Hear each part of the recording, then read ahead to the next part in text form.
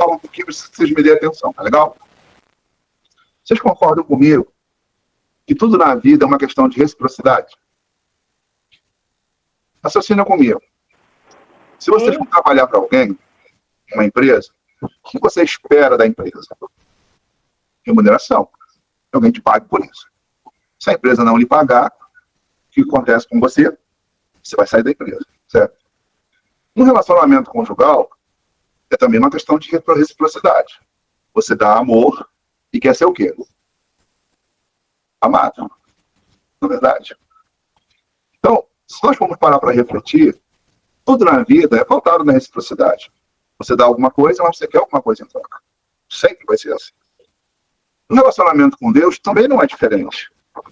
Em relacionamento com Deus, a gente quer sabedoria, saúde, proteção, prosperidade, conversão do marido, libertação da família. E tudo que a gente colocou aqui, né, e acredito que existem muito mais coisas, a gente está sempre nessa expectativa de que Deus, em algum momento, faça algo. Seja na família, seja na saúde, né, seja financeiro. A gente está sempre nessa expectativa. Mas é muito importante a gente refletir que, da mesma maneira que nós temos a expectativa de que Deus nos atenda, e todo relacionamento é baseado na reciprocidade, isso significa que Deus também espera da gente alguma coisa. Certo? Nossa relação com Deus não pode ser via única. Eu quero que Deus me dê, sem esperar que Deus também cobre de mim alguma coisa. Então, o que eu quero compartilhar com vocês hoje é que a gente precisa entender o que Deus quer da nossa vida. E ajudar a colocar em prática aquilo que Deus quer da vida de vocês. Porque assim, o que vocês querem, eu acredito que se vocês pedirem a Deus, Deus, eu quero que o Senhor me dê saúde. E Deus te deu uma outra coisa, você vai ser grato. Mas não era isso que você queria. Certo? Poxa, Senhor, eu pedi tanto saúde, o Senhor me deu isso aqui, mas o que eu precisava era de saúde. Você pediu, Senhor, eu queria a transformação do meu marido, da libertação dele, ok. Mas Deus me deu uma outra coisa, não me deu o que eu pedi. Então, na relação, não basta você ter alguma coisa, tem que ser aquilo que você quer. Da mesma maneira, a nossa relação com Deus, você não pode dar para Deus o que você gosta. Você tem que dar para Deus o que Deus quer, o que Deus espera. E isso é algo muito interessante, porque se nesses anos todos de evangelho, eu vejo que as pessoas elas querem entregar para Deus aquilo que elas gostam. E elas dizem, eu vou fazer para Deus porque eu gosto muito de cantar, então eu vou cantar para Deus. Entendeu? Eu vou oferecer para Deus aqui um culto de ação de graça, porque eu quero na minha casa aqui oferecer para Deus. E veja, nada de errado. A questão é que será se é isso que Deus quer para você? Ou melhor, de você? É isso que Deus espera de você? Então hoje eu quero compartilhar com vocês aqui de uma forma bem simples aquilo que de fato Deus espera de todos nós. E eu vou dizer para vocês, Deus não quer muita coisa não. Pensar assim, o que Deus quer? Deus quer da nossa vida duas coisas, certo? Vou compartilhar com vocês. É só um minutinho que tá um eco aqui.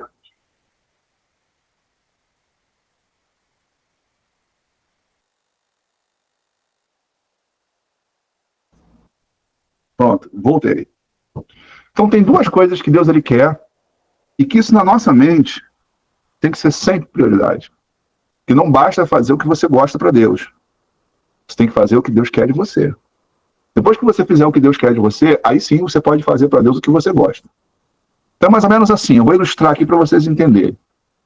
Imagine que vocês querem fazer uma festa para o pai ou para a mãe de vocês. E aí você pensa assim, vou fazer uma festa para o meu pai, vou fazer uma festa para minha mãe. E aí você imagina, vou fazer uma festa surpresa. E aí você decide preparar tudo para o seu pai está fora. E aí você diz assim, quando ele chegar em casa vai ter uma festa surpresa. Na hora que você vai comprar um bolo, você pensa assim, poxa, eu vou fazer uma festa pro meu pai, vou botar o bolo com um time de futebol que eu torço. O seu time. Tem alguém flamenguista aqui? Tem flamenguista? Botafoguense? Tricolor? Flamenguista tá aqui, mas tá aqui. E aí você diz assim, eu vou pegar o meu time e vou mandar botar no bolo do meu pai. O time é seu. Você torce pro seu time. Aí você pega o time e bota no bolo. Aí na hora de fazer o convite dos convidados, você pensa assim, se eu estou fazendo aniversário pro meu pai, mas vou chamar meus amigos. Em vez de vocês chamarem os amigos do seu pai, você chama os seus amigos. Aí quando vai escolher, você diz assim, bom, Além do bolo, eu acho que eu vou fazer o seguinte. Aí eu vou fazer um monte de docinho, porque eu gosto muito de docinho. Aí você decide fazer docinho. Aí você bota lá, tem um monte de docinho, tem um bolo com um time do seu time de futebol. Você tem que escolher as músicas. Aí você pensa assim, as músicas que eu vou botar, meu pai gosta daquelas músicas velhas, eu vou separar uma lista de músicas novas aqui, uma seleção para tocar na hora da festa. E aí você vai fazer um selecionamento de música. E aí você decide fazer uma surpresa.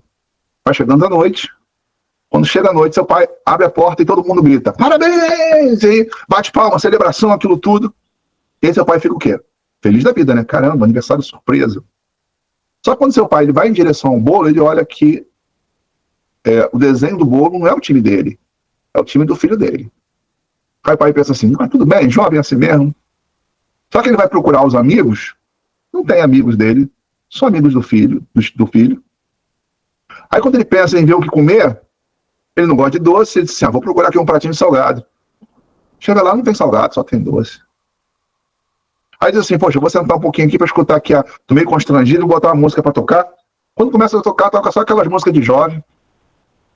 Aí eu pergunto para você, seja muito sincero. Se fosse você chegando nessa festa, o aniversariante fosse você, como é que você se sentiria? Se você fosse aniversariante, chegasse... Hã? Eu me sentiria desprestigiada. Opa, se sentiria desprestigiado, né? Fala, Jaqueline, o que você sentiria? Eu acharia que a festa ia ser para ele mesmo, não para mim. Festa para ele mesmo, não para si. Mais alguém? Qual a sensação que você teria? Fala, Dioma. Qual a sensação que você teria, Luan? Ia ficar constrangida, magoada. Uhum. Eu ia falar também constrangido. Constrangido. Se sentiria usado, certo? No fundo, na festa não foi para mim. Agora, eu ia falar que ele é egoísta. Eu também pensei isso. Egoísta. Agora, eu pergunto para vocês. Eu pergunto para vocês aqui. Como é que você acha que Deus se sente quando a gente faz as coisas para Ele porque a gente gosta? E não o que de fato Ele pede? Como é que você acha que Deus se sente quando você decide fazer algo para Deus, só que você faz o que você gosta? Compreendeu? As pessoas que você chama para cultuar a Deus são as pessoas que você gosta. As músicas são as músicas que você gosta. Certo? Tudo que você faz para Deus, você faz porque você gosta. E aí você disse, não, mas é para Deus. Como é que você acha que Deus se sente quando a gente faz as coisas para Deus do nosso jeito, da nossa maneira? Exatamente. A gente está pensando que está agradando a Deus, mas na verdade a gente está decepcionando. Está entristecendo, né? Porque a gente só está pensando em fazer as coisas porque a gente gosta. Compreende? Eu gosto de dançar, eu vou dançar para Deus. Eu gosto de cantar, eu vou cantar para Deus. Entende? Eu gosto de celebrar, eu vou celebrar para Deus. Agora, o que a gente precisa hoje aqui entender o seguinte. A prioridade nossa, já que a gente entende a importância da reciprocidade, isso é, eu quero que Deus faça coisas pela minha vida, mas eu preciso fazer coisas que Deus Ele quer também. Eu preciso entender que a minha prioridade não pode ser o que eu acho, nem o que eu quero, nem o que eu gosto. Tem que ser o que Deus de fato manda. E aí a gente precisa analisar, o que Deus quer? O que Deus quer da minha vida? E tem muitas pessoas que passam anos na presença de Deus sem ter clareza disso. Eu ainda não entendi o propósito de Deus na minha vida, eu não sei o que Deus quer da minha vida. Então hoje eu vou dizer o que Deus quer de todos nós, de forma coletiva. E é muito simples. Porque são somente duas coisas. Duas coisas que Deus quer de todos nós. Primeira coisa que Deus espera da gente é a nossa obediência. Obediência é tudo. Tudo. Nada tem valor para Deus se não tiver obediência. Você pode orar, dançar, pular, cantar, celebrar, aplaudir. Sem obediência, nada disso tem valor. Eu provo isso para vocês, porque a gente vai ver o próprio Jesus falando sobre isso. Jesus disse assim, esse povo me honra com seus lábios, cantando, mas seu coração está longe de mim.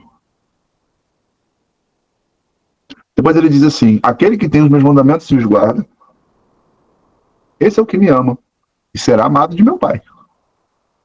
Nem todos que me dizem Senhor, Senhor, herdarão o reino dos céus, mas aquele que faz a vontade do meu Pai que está nos céus. Então, é muito claro que o que de fato Deus quer da nossa vida é a nossa obediência. Vocês concordam comigo? Se você não for obediente, sua oração não é ouvida. Se você não for obediente, Deus não recebe o seu louvor. Se você não for obediente, Deus não aceita o seu culto. Você vê o exemplo de Caim? Deus aceitou o culto de Abel e rejeitou o culto de Caim. E quando Caim estava chateado com isso, Deus falou assim: ô Caim, se você fizer bem, também vai haver aceitação para ti. Quer dizer, Caim estava fazendo alguma coisa que não estava agradando a Deus, e quando ele for oferecer lá a oferta dele, o culto dele, Deus falou: não aceito. Então, o que eu quero hoje, de coração, é fazer com que vocês entendam o que Deus quer da vida de vocês. E aí me veio uma coisa muito forte, que é exatamente ajudar vocês a terem cuidado com as objeções. Porque talvez todos vocês concordem comigo, se Marcelo, você tem razão, realmente é isso. Mas o fato de vocês concordarem comigo não significa que vocês vão fazer isso. Então o que eu preciso? Eu preciso tirar as objeções que impedem vocês de conseguirem, de fato, fazer o que vocês concordam comigo, o que vocês acreditam. Porque o que eu estou falando hoje aqui não é a primeira vez, eu venho falando isso para vocês desde quando vocês me conheceram. Obedecer é tudo. Então, eu preciso entender como é essa obediência e preciso remover tudo que atrapalha e impede de eu conseguir viver essa obediência. Então, eu vou falar coisas simples aqui, mas eu quero deixar para reflexão de vocês, porque uma coisa é certa, eu não quero que vocês sejam enganados e amanhã digam assim: mas eu não sabia, mas eu pensei que não era dessa maneira, mas eu achava que de outra forma. Então a gente precisa ter muito clareza. Por que eu não quero que vocês sejam enganados? Porque eu me converti cedo, com 15 anos, mas eu fui muito enganado. Me mandaram fazer coisas que Deus nunca mandou e que Deus mandou eu não fazia. Eu me lembro que quando eu entrei para a igreja, aos 15 anos, me disseram assim: Marcelo, você tem que cantar no coral. E lá foi eu cantar no coral. Não entendia nada de música, mas estava lá cantando no coral. Depois disseram assim: Marcelo, você precisa ajudar aqui na limpeza do salão da igreja. Então eu ia ajudar. Marcelo, eu preciso que você aprenda a tocar instrumento. Eu fui aprender a tocar instrumento. Marcelo, eu preciso que você entenda que você precisa ficar na recepção para receber as pessoas. Eu fui ficar na recepção. Né? E eu achava que era ensinar isso que Deus quer na minha vida. Deus quer que eu toque, Deus quer que eu seja obreiro, Deus quer que eu... A questão é que eu comecei a fazer muita coisa que as pessoas queriam que eu fizesse, eu achava aquilo também bom, eu gostava, mas eu nunca tentei que o mais importante do que isso era a minha obediência a Deus, e eu, como filho, eu era desobediente. Eu era desobediente. E eu passei anos sem praticar. Como perdão, eu era a pessoa que tinha mágoa no meu pai, fiquei 10 anos sem falar com meu pai. Não honrar minha mãe, porque era um filho ausente, quase não procurava minha mãe era muito magoado com isso. Então, eu fiz muita coisa para Deus, mas eu tenho certeza que muita coisa que eu fiz, Deus nunca recebeu. O que é mais importante é não fazer, que era obediência.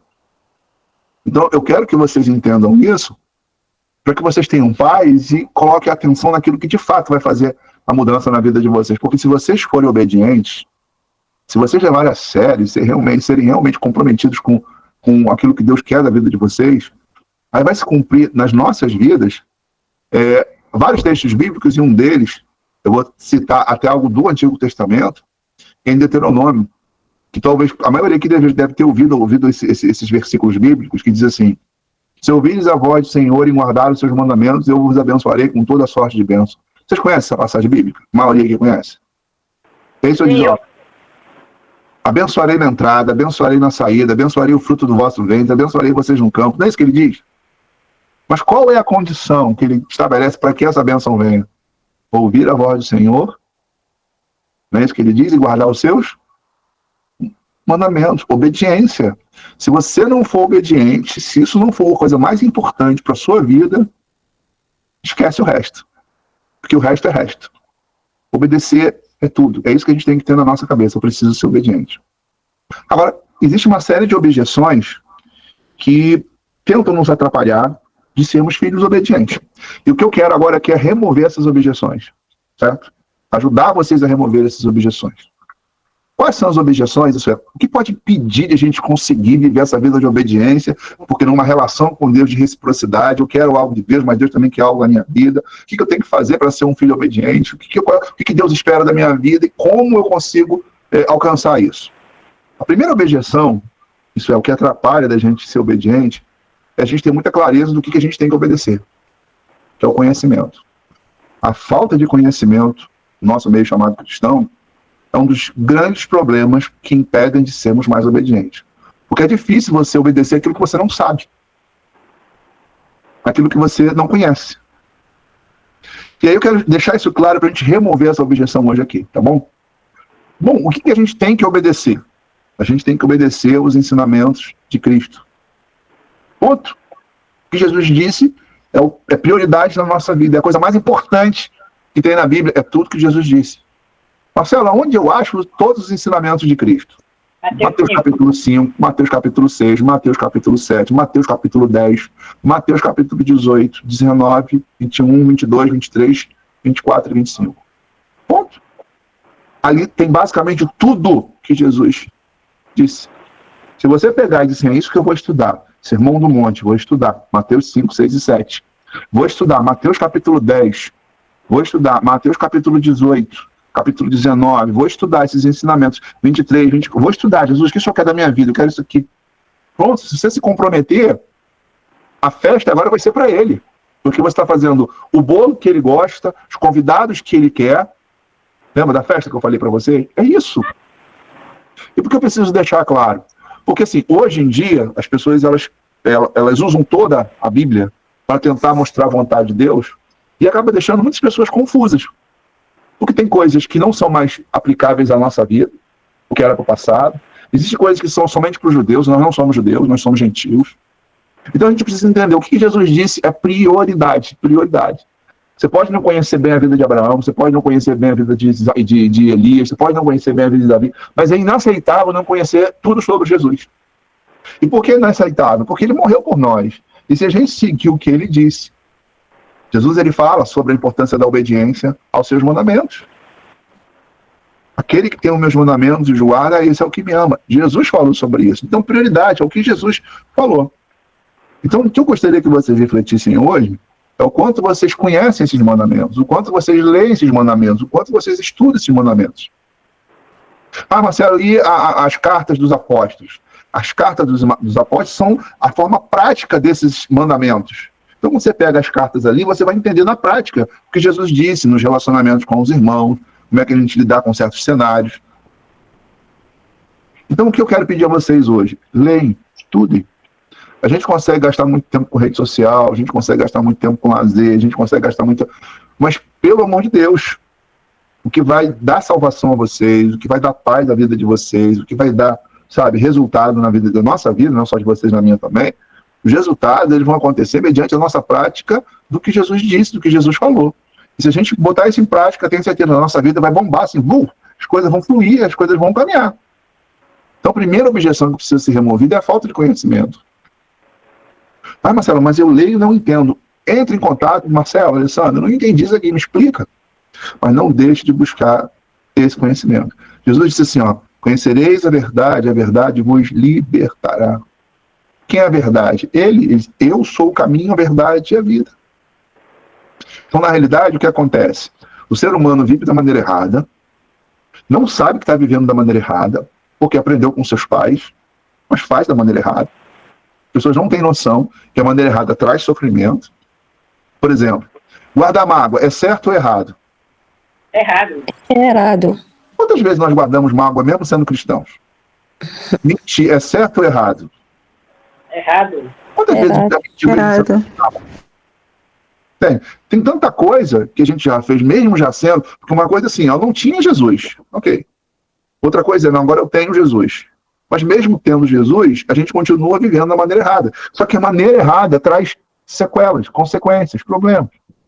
Você quer ver? Se você for no Hospital do Câncer e você for pesquisar o que as pessoas têm em comum que desenvolveram essa doença, a maioria delas tem problemas emocionais. E um dos principais é a mágoa. Você entende quando Jesus disse, olha, perdoe 70 vezes 7? Perdoar 70 vezes 7 não tem a ver com quem errou, tem a ver com você não ter um câncer por causa da mágoa. Quando ele manda falar a verdade, obedecer, falar a verdade sempre, é porque ele sabe que faltar com a verdade tira de você o quê? O crédito. Quando você fala a verdade, as pessoas não acreditam em você. Quando a gente deixa de agir com mansidão, significa que a falta de mansidão vai gerar conflitos no casamento, conflitos com os filhos, conflitos no seu ambiente de trabalho. Então tudo que Jesus ele fala, ele ensina, não é porque ele é tirano, ditador, autoritário. É porque ele nos ama e ele sabe que fazer a coisa errada tem consequências negativas.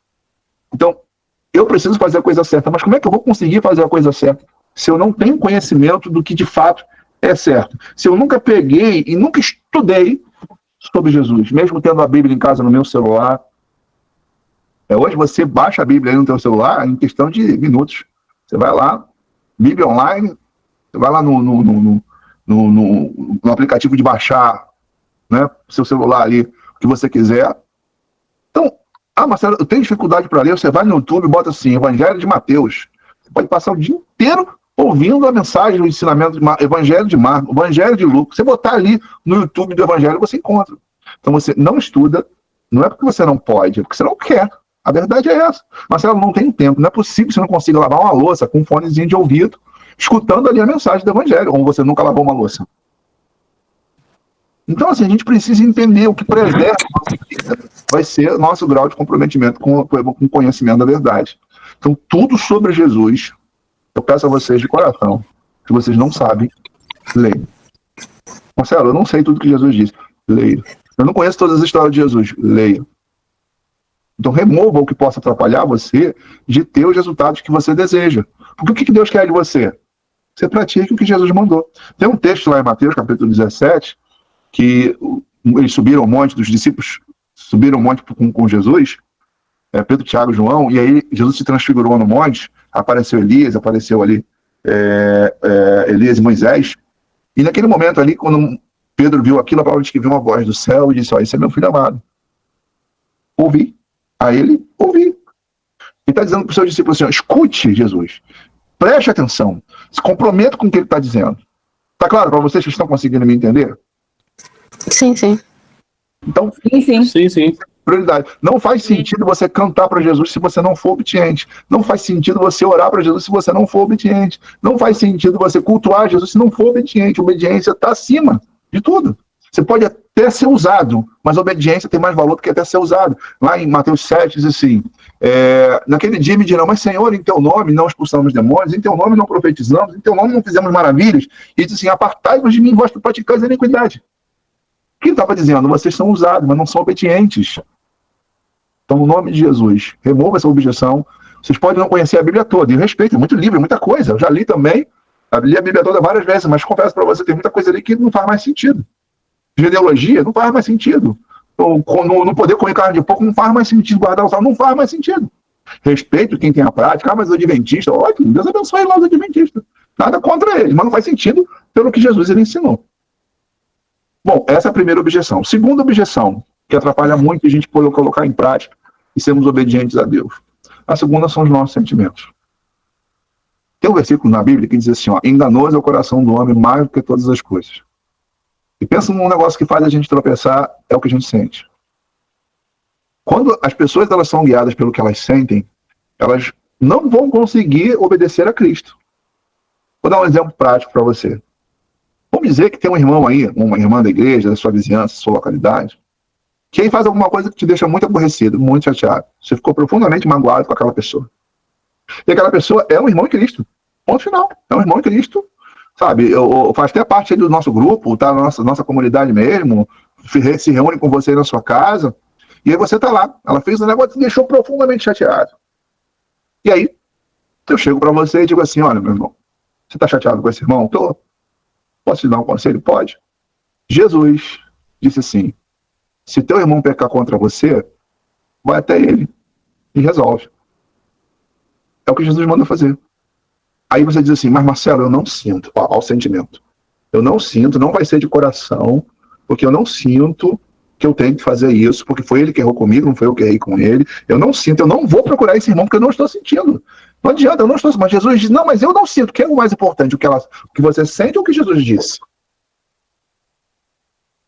Entende agora? Os nossos sentimentos, se a gente for guiado pelo nosso coração, tem um monte de mandamento que a gente não vai praticar. Porque assim, por exemplo, como eu posso perdoar uma pessoa que não se arrependeu? Mas eu sinto que ela é hipócrita, eu sinto que ela não gosta de mim, eu sinto que ela não quer nada comigo. Mas nosso papel não é fazer o que a gente sente, é fazer o que ele manda e ponto final. Senão Jesus ia dizer assim, olha, se teu irmão pecar contra você, quando você sentir vontade, você sentir no seu coração, você vai lá e resolve. Mas não é isso que está escrito. Então a gente precisa ter muito cuidado, porque assim, os nossos sentimentos, eles podem atrapalhar a gente ser obediente. E Marcelo, como é que eu faço? Não seja guiado mais pelo seu coração, seja guiado pela palavra. Quando Jesus estava para ser crucificado, ele faz uma oração e ele diz assim: Pai, se possível for, passa de mim esse cálice. Todavia seja feita a sua vontade, não a minha. Eu imagino Jesus naquele cenário, sendo ele Deus, podendo consumir todo mundo. Se ele piscasse assim, estalasse os dedos, todo mundo morria. E aí, naquele momento, ele tem que passar pelaquela vergonha, pelaquela humilhação, pelo aquele sofrimento, por aquelas dores, sendo ele poderoso para impedir que aquilo acontecesse. Eu entendo quando Jesus chega para ele assim: passa de mim esse cálice. Mas mais do que o que ele estava sentindo ali, é obedecer ao Pai, mas seja feita a sua vontade. Então, assim, tem muita coisa, né, que a gente vai se deparar entre o que Deus manda e o que a gente sente. E aí eu quero que você que está me ouvindo, sonde seu coração, sabe? Sonde seu coração, se de fato quem decide as coisas é o teu coração ou se é Jesus. Então, um grande problema que nós enfrentamos às vezes, é uma grande objeção ao nosso sentimento. Então, eu vou dar um conselho para os irmãos: coloquem de lado qualquer sentimento. O que eu sinto, o que eu estou sentindo agora aqui não é o mais importante. Eu tenho que fazer o que Deus manda, mesmo eu sentindo ao contrário, querendo fazer o contrário. Aí você me pergunta: Marcelo, você já passou por um cenário desse? Já. Eu me lembro uma vez, eu estava numa festa. E nessa festa chegou um irmãozinho que fez uma coisa que me machucou muito. Uma facada literalmente pelas costas. Um Judas. Todo mundo tem um Judas, né? Jesus teve, eu não posso negar que eu vou ter. E esse irmão me chega na festa. Devia ter mais ou menos 50 pessoas lá nessa festa. Lá em Realengo. Nem sei se a Helena estava nesse dia lá, numa festa lá. Quando aquele irmão entrou pelo portão dentro, eu queria matar ele. Mas pensa matar de verdade, matar mesmo, assim. Eu queria, dentro de mim, eu queria o fígado dele, assim. Vou comer o fígado dele, vou mastigar, assim. Vou dividir o coração dele em 10 pedacinhos, entendeu? Jogava tudo quanto é cano, dar um murro no meio do olho. Tudo isso passou dentro da minha cabeça, naquele momento. E aí eu não tava aguentando. Aí eu vou comer, levantei da cadeira, fui lá na mesa dele. Vou matar esse cara. E aí um lado diz assim: você não vai fazer isso não, você vai perdoar.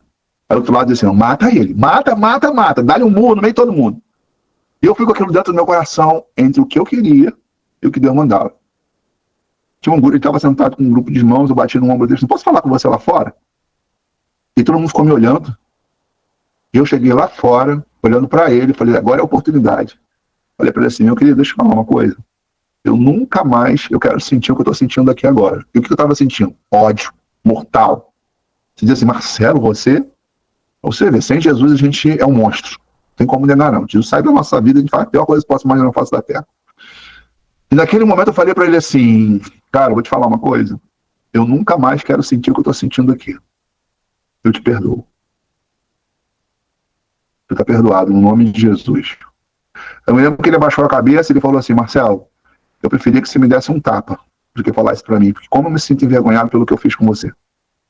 Eu acho que doeu mais nele eu falar para ele que eu perdoava do que eu tivesse dado um murro no meio da cara dele.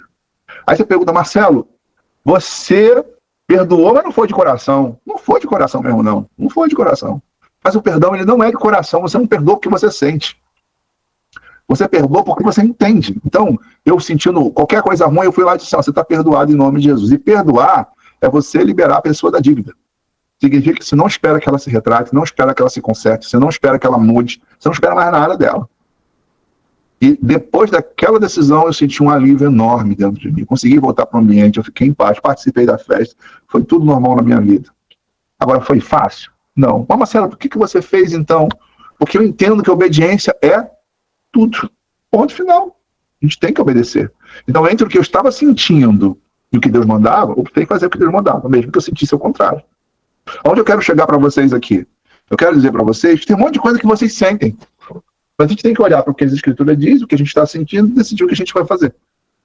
Então, fazer o que é certo, fazer o que Deus manda, é sempre o melhor. E detalhe, para Deus tem muito mais valor quando você faz aquilo que você não quer. O que Deus vai fazer? Ele vai lá e te recompensa. Quando Deus chegou para Abraão e falou assim: Abraão, me dá o teu filho, teu único filho a quem você ama, Deus instigou Abraão, né? Ele disse assim: eu quero aquele que você ama. E Abraão foi lá, mesmo não querendo, mesmo amando o filho muito, foi lá oferecer o filho em sacrifício. E quando chegou lá, Deus falou assim: olha, eu vou te abençoar, porque eu vi que você não me negaste teu filho, teu único filho. Então, eu quero resumir. Obediência não tem a ver com sentimento. Você tem que remover essa objeção da sua vida. Terceira objeção que nós temos, que nos impede muito da gente, de fato, é obedecer a Deus. São os nossos conceitos. O que são os conceitos? É o que você acha, é o que eu acho. E a gente tem muito isso na cabeça. Eu acho que não é bem assim. Aí eu acho que não é desse jeito. Aí eu acho que não é dessa forma. Mas vem cá, mas Jesus falou assim, não, mas eu acho. Vou dizer uma coisa para você. Como eu cruzei com pessoas que são desse jeito? Não, mas eu acho, eu penso, eu não concordo.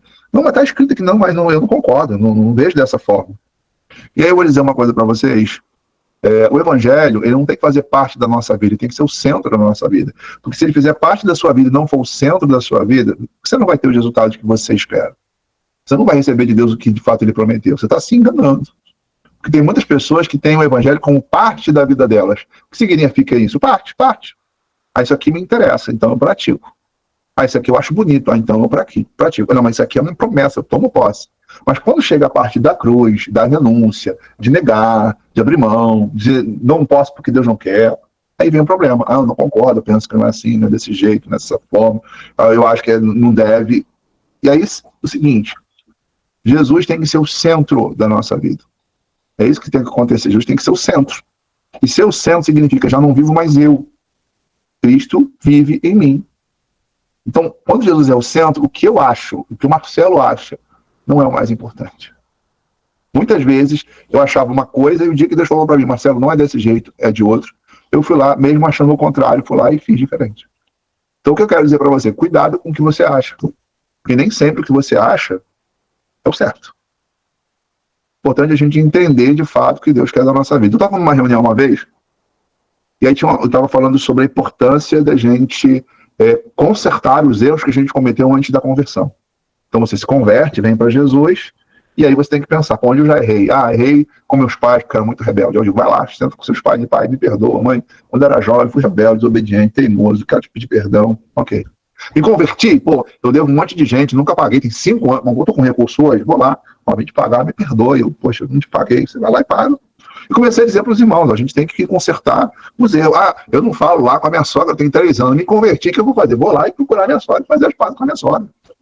Então, a partir do momento que eu me converto, o arrependimento, eu quero consertar tudo que eu posso consertar. Às vezes não dá para consertar tudo. Às vezes a sogra já morreu. A sogra morreu, não dá para você ir lá reparar o dano com a sogra. Entendeu? Ah, eu tive uma colega de trabalho e essa colega a gente bateu boca, eu errei com ela. Mas você não sabe onde ela está, então não tem mais como procurar. Então, se você errou, Marcelo, fulano errou comigo. Não, você libera o fulano, você vai procurar ou não, mas escolha a sua. Agora, se você errou, você não tem como dizer, Senhor, me perdoa porque eu errei com fulano. Você tem que ir lá atrás da pessoa, procurar a pessoa e tentar se retratar, achar a pessoa. Jesus fala sobre isso. Se no caminho tu encontrar com teu adversário, reconcilia-te com ele.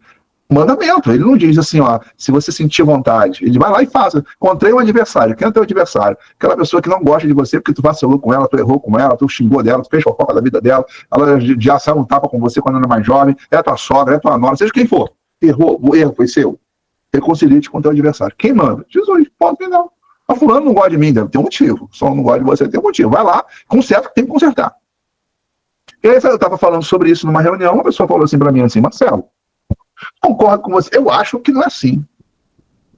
Já tem umas 10 pessoas na reunião. Eu acho que não é assim, não concordo, não concordo com isso, não. E aí todo mundo ficou me olhando para a mulher, quem está certo? Marcelo, a mulher que está certo, quem está certo? Marcelo, por exemplo, posso te falar uma coisa? Pode. Imagine que eu peço a você, contei para ela, imagine que eu peço para você emprestado um dinheiro.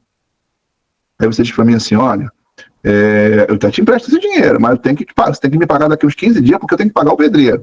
E eu digo para você assim, tá bom, daqui a 15 dias eu te dou o dinheiro. Eu pego o dinheiro, só que daqui a 15 dias eu viajo, vou para outro estado, sumo, e aí você não tem o seu dinheiro de volta. Eu falando para a dona que diz que discordava de que tem que reparar os danos, que não precisa, você entregou a vida para Jesus, o passado fica para o passado, não precisa consertar nada, não precisa corrigir nada.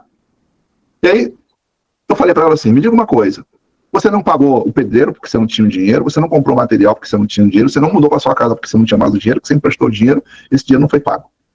10 anos depois eu apareço convertido. E aí apareço para morar em frente à sua casa, voltei para a cidade. E aí você olha e me vê na rua com uma Bíblia desse tamanho, grandona, aquela Bíblia bem grande. E aí quando eu saio, você olha para mim e me vê com essa Bíblia. Eu pergunto para você, fale para a dona, você acha que eu devo te procurar para reparar o dano que ele causou? Ela, com certeza, tem que me procurar. Isso é engraçado, né? Quando começamos a reunião, eu falei que a gente tinha que consertar os erros do passado. Você disse que não precisava, mas porque não é a sua pele, porque não é você. Agora, quando foi você disse que agora tem que se reparar o dano. Então, Aonde eu quero chegar? Eu quero chegar que às vezes a gente bota, mas eu acho, mas eu penso, mas eu não concordo, mas eu isso e aquilo. Se você acha, você pensa, não concorda, você escolheu o evangelho errado, escolheu a vida cristã errada, porque o evangelho significa Deus ser o Senhor da sua vida, o centro é ele decide, a gente obedece. Aí, Marcelo, se você continuar falando assim, eu não vou me reunir mais com você não manda nem mais o link para mim, meu irmão, não posso te enganar. Eu tenho que falar para você a verdade é essa. Jesus tem que ser o centro. É difícil. Jesus disse, aquele que vier após mim e não quiser levar a sua cruz, não tem como me seguir, não pode ser meu discípulo. Então a gente tem que entender que assim, nem tudo vai ser do nosso jeito. Porém, quando a gente obedece, a gente agrada a Deus e Deus nos recompensa pela obediência. Então, cuidado com o que você acha. Quarta coisa que pode ser uma objeção da gente obedecer a Deus. A quarta coisa é a questão do materialismo. Hoje a gente vive um mundo que tudo é em torno do consumo, de comprar, de ter, de possuir, conquistar. E assim, existem muitas situações que por causa disso a gente não coloca Deus como prioridade. Deus não é o mais importante. Eu lembro de uma passagem bíblica que Jesus chegou para um jovem que era rico e falou para ele assim, vende tudo que tens e segue-me, terás um tesouro no céu. Naquele momento, aquele jovem se entristeceu, se retirou, porque ele era uma pessoa que tinha muitos bens, tinha muita riqueza. Então, eu vejo que, muitas vezes, a questão material, ela é uma objeção para a nossa vida, para a vida das pessoas. Eu já vi pessoas falarem assim, Marcelo, eu não gosto de ir para a igreja porque eu não concordo com o dízimo. E sai. Não serve a Jesus por causa do dinheiro. Ela tem que falar de dinheiro, se ofende, se arma, se fecha, se bloqueia. Por quê? Porque é tão materialista que não consegue enxergar que Deus tem que ser mais importante do que o que você tem. Então tem pessoas que enganam os outros em troca do dinheiro. Tem pessoas que não têm interesse em buscar a Deus porque não tem tempo, que só pensa em ganhar dinheiro. E não que a gente não tem que ter. Tem pessoas que dizem, não dá para servir a Jesus porque não concorda em dar dízimo, em dar dinheiro. Então, cuidado para que não seja as coisas materiais uma pedra de tropeço e uma objeção para você servir a Jesus. Porque uma coisa é certa, você não traz nada para esse mundo, não leva nada desse mundo, e você não trouxe, não levou, e talvez não vá para o céu por causa daquilo que nem veio, nem vai levar. Então a coisa mais importante que você tem não é sua casa, não é seu carro, não estou dizendo que você não deva ter, Deus te abençoe poderosamente. Mas a coisa mais importante que você tem na sua vida é a sua alma. Porque essa é a que vai. Se morrer, sua alma vai. Seu carro não vai, sua casa não vai, seu salário não vai, mas a sua alma é que vai. Então você precisa refletir o seguinte, se existe alguma coisa dessa terra que pode impedir de você obedecer a Deus, servir a Cristo, então reflita sobre isso, se também as questões materiais não podem ser uma objeção para a sua vida. E a quarta coisa, que muitas vezes é uma objeção na vida das pessoas, é a nossa carne. Por quê? Porque a Bíblia diz que a carne cobiça contra o espírito e o espírito cobiça contra a carne. Então vai sempre existir uma luta. O Espírito de Deus quer mover o nosso espírito a fazer a coisa certa. A nossa carne quer nos mover a fazer a coisa errada. Então existem muitos pecados da carne, que são pecados, mas são prazerosos. Nem todo pecado é algo ruim. Tem muitos pecados que são prazerosos. O problema é que o teu pecado é a objeção, a tua carne é a objeção de você servir a Deus. Por exemplo, quem já passou por isso pode testemunhar. Eu pergunto, pornografia não é prazeroso? Marcelo, mas é. Tem pessoas que estão servindo a Cristo, mas não abrem mão da pornografia. Muitas vezes a sensualidade, principalmente para as mulheres que gostam de se comportar de maneira que as outras pessoas desejem ela, qual o nome disso? Lascívia. Não é prazeroso? Tem muitas irmãs que se sentem, não estou dizendo que sejam vocês, mas nosso meio cristão, sentem prazer em os outros desejarem ela e por isso se veste da maneira que é incoerente. Então, assim, a gente tem que ter muito cuidado, porque a carne inclina para a morte, o espírito para a vida e paz. Então, para muitas pessoas, a carne é mais forte, a vontade da carne é mais forte, a comodidade da carne é mais forte, o sexo é mais forte, é mais forte do que os próprios mandamentos de Cristo. É por isso que no nosso meio a gente vê tanto adultério, é por isso que no nosso meio a gente vê tanta fornicação, jovem fornicando não sendo casado, é por isso que no nosso meio a gente vê tanta lascívia, pessoas da igreja se reúnem, se vestem de uma forma indecente. Por quê? Porque é prazeroso, mas não agrada a Deus. Então a gente precisa ter cuidado para que não seja a minha carne, a sua carne, que seja uma objeção de você servir ao Senhor. Então, resumindo, uma das coisas que Deus quer da sua vida é obediência. Obediência aqui, aos ensinamentos de Jesus. Você pode não saber toda a Bíblia, mas você precisa saber tudo sobre Jesus. Então comece a semana, leia, estude, pesquise, tire sua dúvida, bote no audiobook, leia em casa, bota no fone, mas estude tudo sobre Jesus. Tudo, não é pouco não, tudo. O segredo da vida está ali. Aquele ensinamento que vai fazer com que você tenha paz, que você vai ser salvo, que vai te guardar do diabo, que ele não vai ter poder de atuar na sua vida porque você não tem brecha. Se comprometa com aquilo. E cuidado com as objeções. Aí você diz, Marcelo, finalizando agora, a objeção da carne, como é que eu venço a carne? Vontade da carne é um negócio diabólico. Como é que você vence a vontade da carne? Simples. Quando você começa a buscar, se encher de Deus, pedir o Espírito Santo, se orar todos os dias, clamar todos os dias, pedir para que Deus te revista, o que acontece? O pecado para você passa a ser uma coisa nojenta. Mas quando você vai se esvaziando de Deus, o pecado para você passa a ser uma coisa tentadora. Então você diz, ai meu Deus, eu não posso fazer isso, não agrada a Deus. Mas a vontade significa que a sua carne está pedindo. Quando você busca e clama e pede para ser cheio do Espírito Santo, o que acontece? Você olha para aquilo que é tentador e você diz assim, meu Deus, que coisa nojenta. Aí, pô, isso não agrada a Deus não. Isso não é a vontade do Senhor. Posso agir dessa maneira? Então, a melhor forma de você vencer a carne é se enchendo de Deus. Por isso que a Bíblia diz que o Espírito cobiça contra a carne, e a carne cobiça contra o Espírito. E eles se opõem. Então você precisa ser cheio do Espírito de Deus. Vocês estão entendendo? Faz sentido para vocês? Estão conseguindo me alcançar? Sim, claro? sim, faz. Ótimo, então. Então, eu falei que eram duas coisas, né? Então, para a gente finalizar. A primeira é a obediência.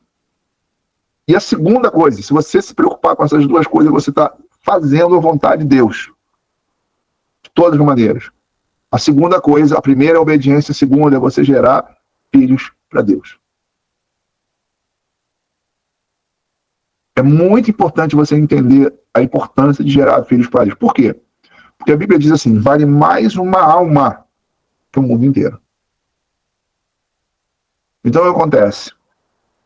A gente sabe que as pessoas, elas sem Deus, elas estão perdidas. Elas estão indo para o inferno.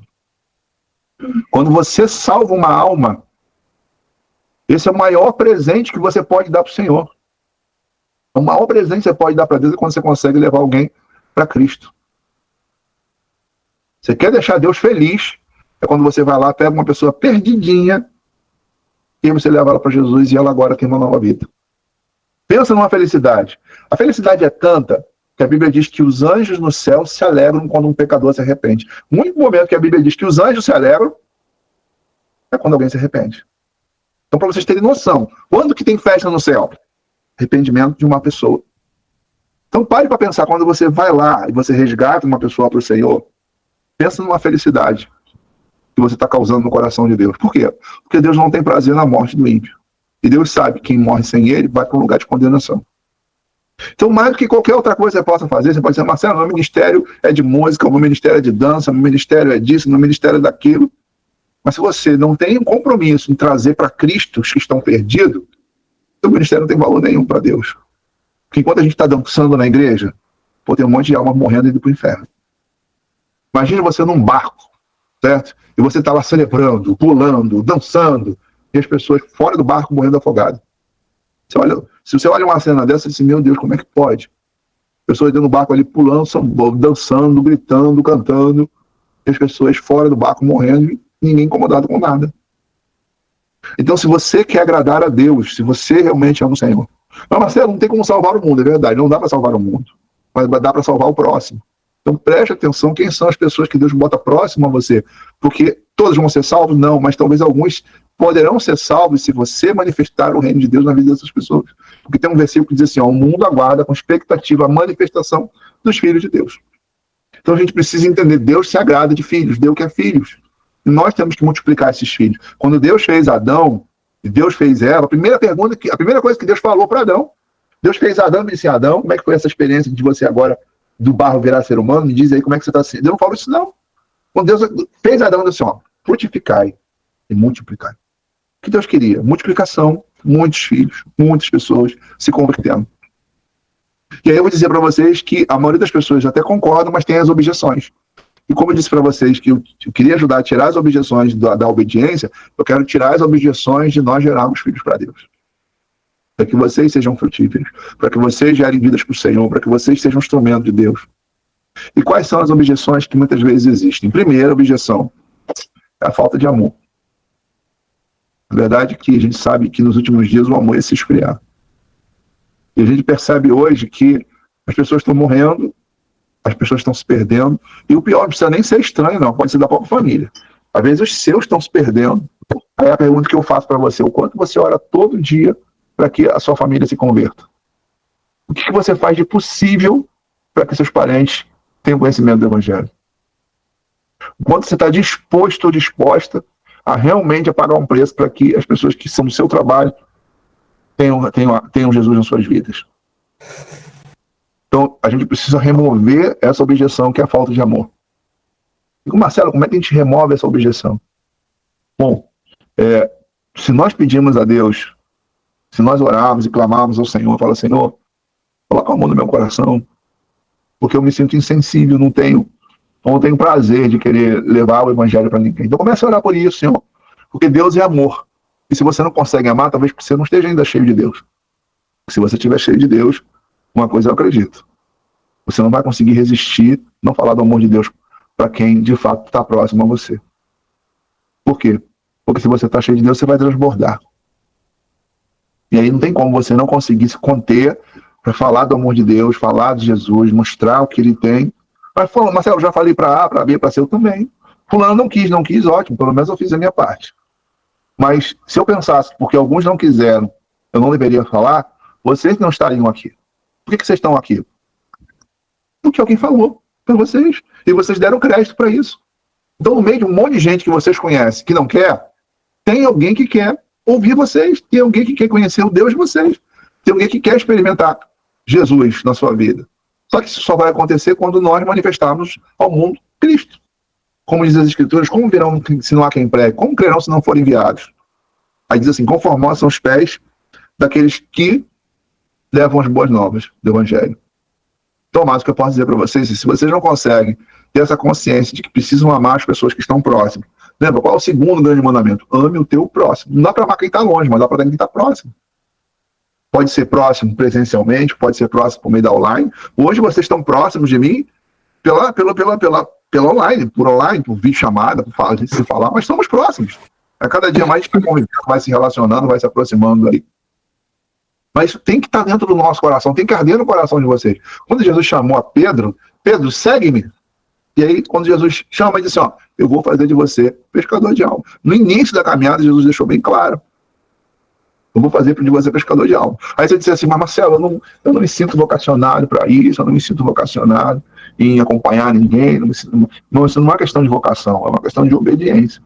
Se você tem dificuldade, você diz, Deus, esquece a dificuldade, cara, porque é da minha vida, esse laço do diabo, essa cadeia espiritual que trava o meu coração para amar as pessoas e para mudar a vida das pessoas, que saia. Então, uma das objeções hoje em dia é a falta de amor. As pessoas são cercadas de um sistema humano, terreno, egoísta, individualista, é isso que a gente ouve cada dia que passa, né? Que a gente cada vez mais vai vivendo só para si, e por causa disso a gente acaba não se complementando com o Senhor. Segunda objeção, que atrapalha muito hoje do Evangelho ser propagado, é o sistema religioso. O sistema religioso é um outro problema gravíssimo. Por quê? Porque você faz o que você pedem para você fazer, também você gosta, mas o que ele manda você fazer, você não faz. Estava conversando com um irmão e falei para ele, meu querido, você é músico, né? Sou. Você toca instrumento? Toca. Quanto tempo? Muitos anos. Ok, me diz uma coisa, quantas pessoas você já batizou? Nenhum.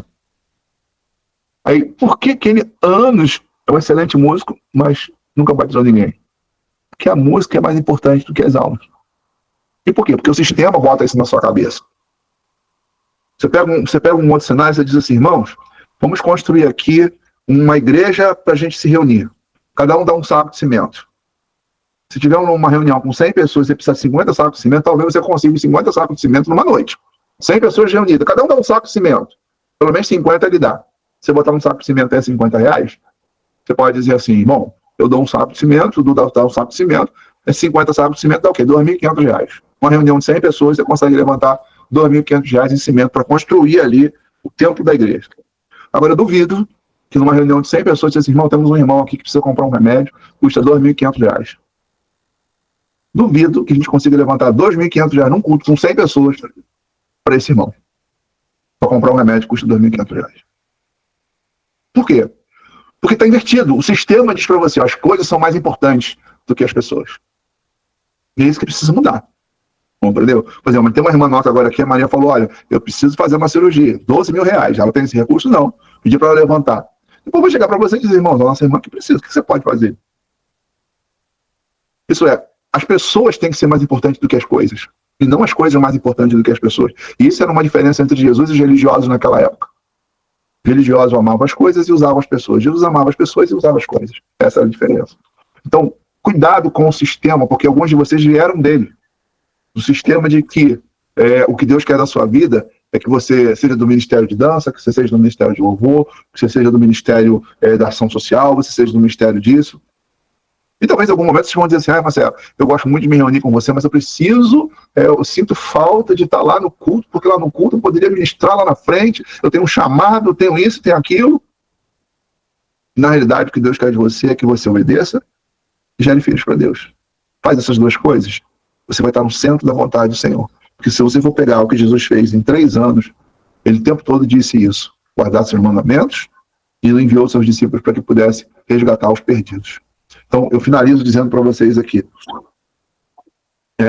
tenham no coração essas duas coisas. Se há essas objeções na vida de vocês, eu não sei. Mas se tiver, vamos orar agora para que elas caiam. As barreiras, as dificuldades, os bloqueios, os medos, sabe? Tudo que possa ser na sua vida que eu falei. Marcelo, eu não tenho conhecimento, a partir de hoje eu vou estudar os ensinamentos de Cristo.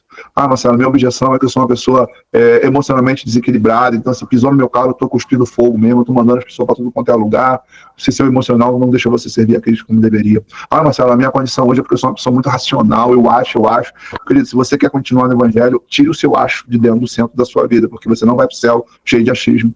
Tem que ser o que Jesus disse, ponto final. Marcelo, meu problema é material. Falou em dinheiro, eu fico logo arrepiado, eu não quero nem mais me reunir, porque eu acho que eu não concordo com o negócio de contribuir com isso, com aquilo. E aí, seja uma objeção ou seja outra, tire ela da sua vida. Marcelo, o negócio de ganhar alma dá muito trabalho, isso aí você tem que ligar, você tem que procurar, você tem que visitar. E eu me sinto muito cansado para isso, eu não gosto muito de estar com pessoas. Porque se isso fazem com você, por que não fazer com os outros? Todo mundo que está aqui, em algum momento, já entrou em contato conosco para conversar, precisava de atenção, precisava de conselho. Muitas das coisas que vocês já enfrentaram aí, a gente botou o joelho para orar. Não é fácil fazer isso? Não é fácil. É fácil para mim, é fácil para a Alessandra? Não é fácil, não. Eu tenho outros compromissos também, sou terapeuta, às vezes eu passo o dia trabalhando, mas faço com o maior amor. Agora, o que custa do quanto eu me dedico a cuidar de vocês, ou vocês cuidarem das pessoas também. De vocês orarem todo dia, Deus coloca as pessoas no meu caminho para que eu possa também levar o amor de Deus, para que eu possa falar do Evangelho, para que eu possa levar a Cristo, para que eu possa toda semana estar com essa pessoa para poder cuidar. Porque boa parte de vocês aqui, vocês não são cuidados. Pelo menos a maioria aqui, ó. O Márcio, a gente está na terça-feira com a Jaqueline. A Lena com o Marcos, quando o Marcos está de folga, a gente está no discipulado. Terça-feira é idioma que está com o Luan comigo no discipulado. Edna e a Delcina de tarde, ou é comigo com o Alessandro. Edivaldo e a Mari, sexta-feira à noite, sou eu que estou com vocês. E alguns outros irmãos que estão aqui também, que aqui não aparece todo mundo para mim na lista. Todo mundo aqui é cuidado pela gente. Agora, talvez, não vou dizer todos, porque tem pessoas que estão participando pela primeira vez, que são frutos do trabalho de vocês, e glória a Deus, parabéns. Que custa vocês cuidarem de pessoas também? De fazerem com essas pessoas a mesma coisa que a gente está tentando fazer. Te liga toda semana, vamos fazer o discipulado hoje? Como é que você está? Você está bem? Está tudo em paz? Olha, Jesus disse dessa maneira, aí entra no assunto, olha, um problema assim, vamos morar dessa forma, vamos tratar isso. Meu querido, só deu o que vocês estão recebendo. Leve o amor de Deus para as pessoas. Então, assim, eu vou passar o tempo todo trazendo isso para vocês. Vai chegar um momento que eu vou dizer para vocês assim, olha, agora você tem os seus discípulos, eu já cuidei, eu já ensinei, eu já instruí, agora vocês vão e façam de vocês, cuide de vocês, discípulos de vocês. Entende? Vai chegar um momento que eu não vou me reunir com vocês durante a semana para fazer discipulado, já ensinei. Agora vocês vão fazer discipulado com os discípulos de vocês. E a hora que tiver um problema, vocês vão dizer, Marcelo, estou com um problema aqui, não sei resolver. Mas por quê? Porque eu quero que todo mundo cresça. E na hora que vocês crescerem, vocês vão caminhar com as pernas de vocês. E na hora que vocês crescerem, vocês vão gerar os filhos de Deus, que Deus vai dar a vocês para vocês cuidarem, e vocês vão estar agradando o Senhor para isso.